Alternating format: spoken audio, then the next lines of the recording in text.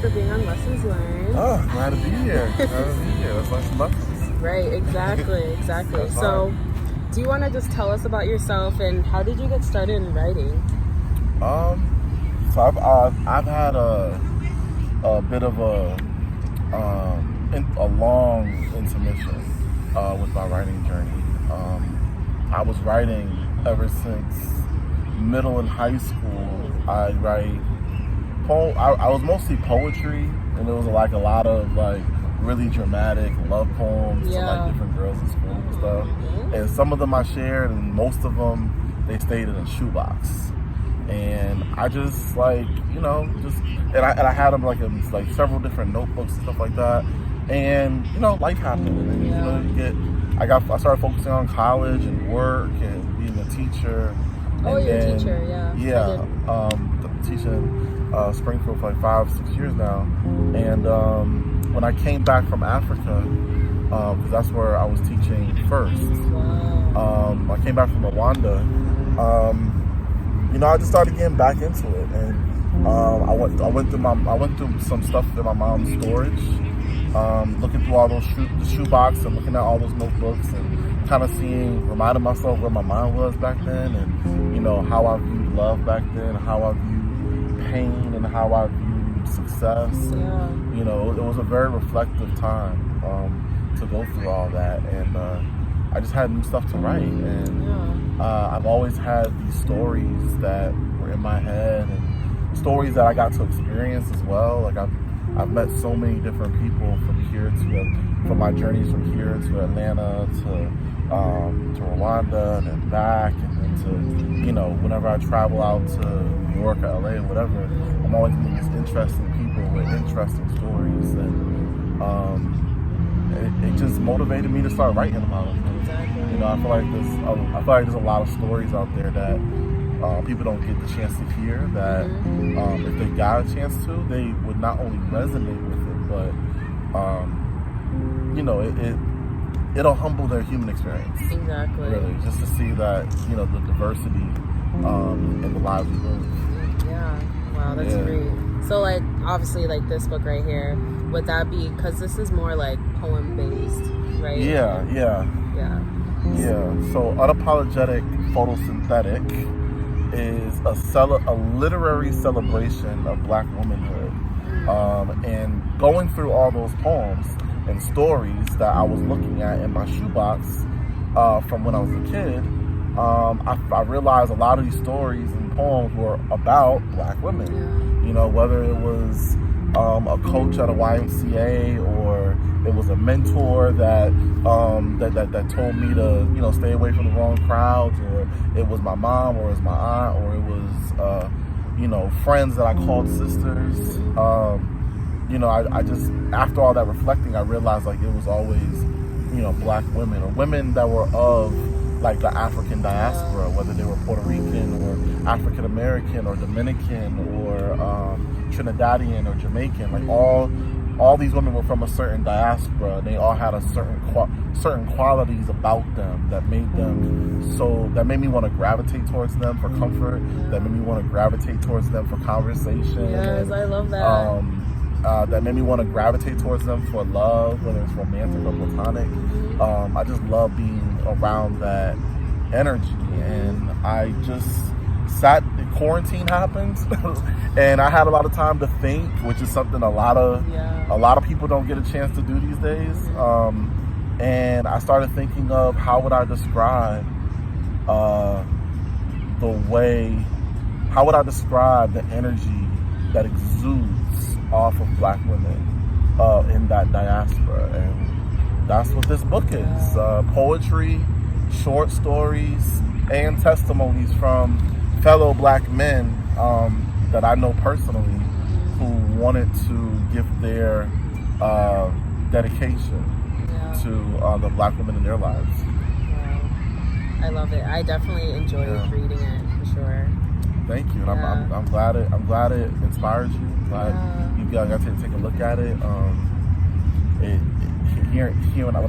When I read that message, it's messages like that get me to keep writing. Exactly. Because I feel like there's an audience out there, and it's like, all right, cool. Yeah, you always want to like keep inspiring others and like pushing, you know. Yeah, definitely. Yeah, and then what about this book? Like, you want to have a short synopsis about this? Yeah, so RUCKLE City is. This one's good too. Thank you. The woman on the front of this cover. I'll leave it right here. The woman on the front of this cover is Sierra Lachey. She is someone I went to college with, and she did this photo shoot back in 2012 or 12 or 14. I can't remember right now, but as soon as I saw it, a story sparked.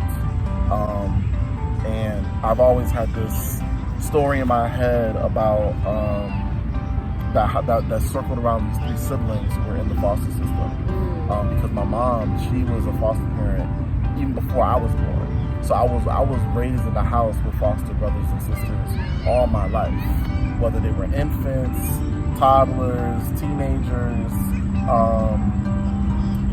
just all throughout different stages of life. They came in and out the house, and I got to like experience what their lives were like and what that experience was. And I wanted to highlight that, you know. And when quarantine happened, I had a chance to think of how unique this world is that we're in right now. Like only 2 or 3 months after the pandemic started, George Floyd, is murdered, and the whole world goes up in flames. And here's CDC like, stay inside, keep a mask on, stay away from everyone, and then they do that, and people are just like, I don't give a damn. I don't give a damn if there's a flesh-eating virus out there. We're going to march, because at this time, mind you, like right now, people, because we've experienced it longer, people are a little more like, COVID's, like we know it's dangerous, but we're not so new scared. At that time, right? So we didn't know exactly what it was, and we just did not care. And seeing that sight, I found that to be astounding, because this wasn't the first time there was a national uprise due to police brutality. But this was the first time we've seen it during a pandemic. Like, people really, they were caring about the justice of this man over the potential, like their basically potential their health. Yeah. And because the death of this man represented so much more than just a death of a man. It was that video, it sparked a feeling of inferiority in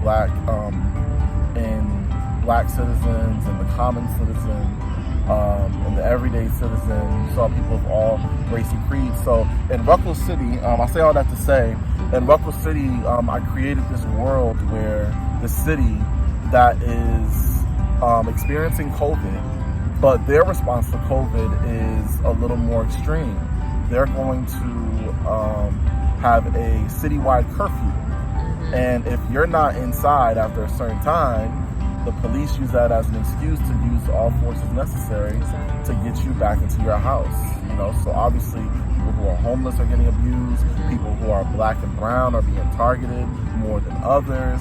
All that is within this story. And these three siblings that the story centers around, they get, one of them gets lost on the first night of the curfew, and the other two go looking for her, and they end up experiencing like a lot of different events. And throughout this night, they discover themselves and they discover the future of their city. All in the events of this one night. It's a thriller. It's suspenseful. It is poetic. Yeah. I tried to write it. I tried to write it like in a way that will get you to really visualize what's happening. And it was a pleasure. It was my first full-length story that I ever wrote, and it did nothing but inspire me to write more. Wow, that's awesome. Yeah. That was going to be my next question. Do you have any future books coming? Or? Oh, definitely. I had to. Man, I got like about 7. Wow. 7 in the chamber. Okay. 7 in the chamber. My biggest, I guess you could say, issue right now is choosing one to focus on rather than just jumping into two and you're stories. also teaching. You know, you're doing other projects. It's a lot. Like pandemic's still happening, but it's not the way it was in the beginning. Exactly. Yeah. You know, we're all back to work again, and so you know, balancing, you know, that my career and time for this, but I find time, and I find time to squeeze it in there. But those stories are definitely coming soon. If The next one will be dating DeMarcus. Oh, okay. Yeah, that's gonna be a reflection on my bizarre dating life. Oh, I can. Yeah. You know. So. Yeah. So if someone wanted to get if someone wanted to get some these books, where would they get them? You can get RUCKLE City or Unapologetic Photosynthetic on Amazon.com at any time. Okay, awesome. And I'll have the link in my description and all that too. So do you have any advice for you know, even people of color that want to get into writing or just entrepreneurships? Do you have any advice for them? My first piece of advice would be to, if you're interested in being a writer, if you're interested in being, you know, whether it's poetry or you want to write stories or you want to write movie scripts, whatever, the first thing to do is just write. Yeah. You know, I spent so many years trying to find softwares and trainings and experts that would tell me how to structure my story properly, thinking that there was a proper way to tell a story. You know, there's a proper way to be creative and creatively write. And the best lesson learned the best lesson learned I got from all of that was the first thing I need to do is write. Yes. Just write. Literally, if you have an idea, just start writing. Whether it's on sticky notes is my thing. Just get started. Just start writing on sticky notes, on your computer, in your personal notebook, whatever. Start writing. It's gonna come out unorganized. It's gonna come out, you know, may not be the complete plot. It may not have all the connections. It may not have the best character descriptions, but just write. Yeah, and then when you're done writing, go back and edit, you know, and edit and reread to yourself until you spruce it up to look the way you want it to be presented. I think that's really what matters most is, you know, how do you want to present your idea? How do you want to present your vision? That's what creative writing is all about. What do you want the reader or the audience that's hearing or reading this piece to get from the story, you know? And I think that'll tell you more so about the structure. Don't focus on the bestsellers, they write like this, you know. Just focus on yourself mainly. Yeah. Just keep grinding. A lot of those bestsellers, they created the lane that they're in. Right. They didn't follow a lane. Nobody was writing like Stephen King before Stephen King. Yeah. Nobody was writing like Jacqueline Woodson or James Patterson or J.K. Rowling before before the lane that they created. You know, they wrote a story, it caught eyes, and people fell in love with it. Now they got people who follow their structure. So I truly inspire people to just create, man. Write every thought. Jot down every thought. Because there have been some days I had great ideas, and because I'm busy or because I was being lazy, I didn't write it down. And then you forgot. And later on, I'll be like, you know what? I knew I had a great idea this morning. Now I can't remember what it was. Write it down, man. You know, you'll be so grateful to yourself when you look back at your notes. And have a journal. That you jotted down. This is my journal. Journal. Journals everywhere. I'm big on this even your phone. This phone, I put You notes put all on your here all notes day on there. long, just random Exactly. thoughts that eventually expand into books. A book. You know. I just have one more question. How would you find a mentor? I know I'm having a hard time with this, but how did you find like mentors and like connections with people that like had faith in you, like that actually like were inspired by you and stuff? My first set of mentors was in church, and even though I currently don't go to church, I don't follow the practice of Christianity, but I'm still very close to my mentors, and they're very,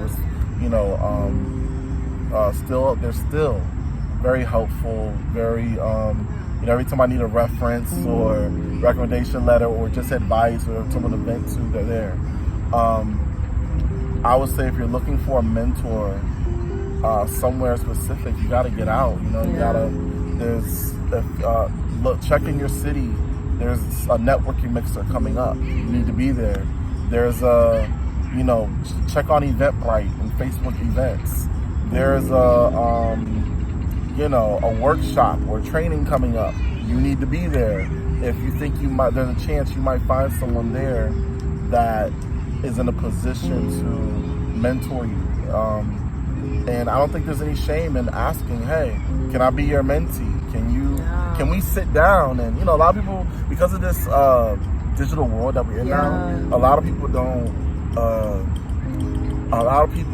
either are too shy to, or they're too scared, or just not comfortable with just walking up to people anymore, and just saying, hey, I know of you, I know what you do, I'm inspired by it, I'd like to schedule a time when me and you can sit down and talk casually. Yeah.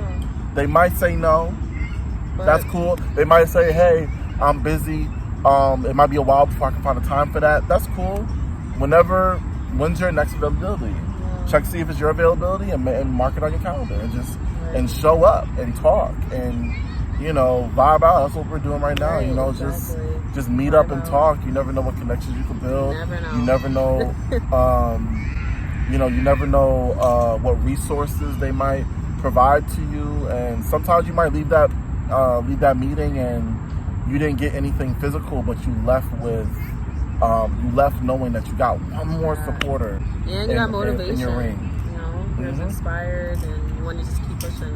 Absolutely. Yeah. Absolutely. It helps, man. And shout outs to all those mentors who take the time out their day, out their schedule to hear out those mentees and offer that advice and be that guiding force, because that takes a lot too. I'm now getting into a position where I'm becoming a mentor for the next generation. I got young people who are in high school. Me being a teacher and all, who look up to me and see what I'm doing, and they're asking for advice on photography. They're asking for advice on writing. They're asking for advice on, going to college and things like that. And I only hope to be as engaging and helpful and resourceful as my mentors were to me. Well, you are. Thank you so much. Yeah, thank you so much for being on. Hey, I'm glad to be here.